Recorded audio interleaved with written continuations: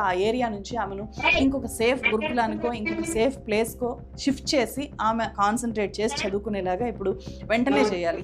ఆమె వ్యవస్థ భద్రంగా కాపాడుకోగలగాలి, భద్రంగా చదివించగలగాలి. అది చాలా చాలా ముఖ్యం.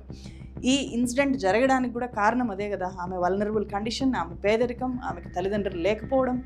సో ఆ సేఫ్ జోన్లో లేకపోవడం వల్లనే ఇలాంటివి జరిగాయి. ఈవెన్ గురుకులంలో నుంచి బయటికి పంపే విషయంలో అయినా సరే ఇక్కడ గురుకులంది కూడా చాలా తప్పు ఉంది. వ్యవస్థలో ఉండే లోపాల వల్లే వాళ్ళు ఎవరో వస్తే అతను తాతైనా కాదా అని క్రాస్ చెక్ చేయకుండా పంపించేశారు. ఈ ఇన్సిడెంట్లో అది ఆ పాపని సేఫ్గా చదువుకునే ఒక అట్మాస్ఫియర్ని క్రియేట్ చేయడం. పాప ఇలా చదువుకునేలాగా ఎవరు చేస్తారు? లోకల్ ఎమ్మెల్యే మాజీ మంత్రి యనమల రామకృష్ణుడి గారి కుమార్తె యనమల దివ్య ఆ బాధ్యత తీసుకుంటారా ఏమైనా పాపకు సంబంధించి? తుని పక్కనే పాయకరావుపేట నియోజకవర్గం ఉంటుంది, తునికి ఆనుకునే. అక్కడ ఎమ్మెల్యే రాష్ట్ర హోంమంత్రి వంగలపూడి అనిత, ఆమె తీసుకుంటారా పాప బాధ్యత? ఇక్కడ తునికి ఇంకోవైపు పిఠాపురం నియోజకవర్గం ఉంటుంది. ఉప ముఖ్యమంత్రి పవన్ కళ్యాణ్ గారు పిఠాపురం నియోజకవర్గం ఎమ్మెల్యే.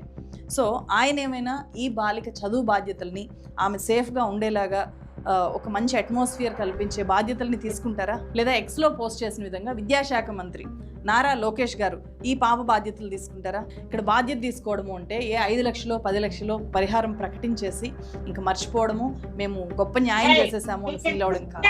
5 లక్షలో 10 లక్షలో పరిహారం ప్రకటించేసి ఇంకా మర్చిపోవడము, మేము గొప్ప న్యాయం చేసేసాము అని ఫీల్ అవ్వడం కాదు. ఆమె లైఫ్లో సెటిల్ అయ్యేదాకా పూర్తి బాధ్యత తీసుకోవాలి. ప్రతి క్షణము ఆమెను కాపాడుకునేలాగా ఒక సేఫ్ హ్యాండ్స్లో ఉంటూ ఆమెను చదివించగలగాలి, ఆమెను సెటిల్ చేయగలగాలి. అప్పటిదాకా ఈ పాప బాధ్యత ఎవరు తీసుకుంటారో, ఎవరు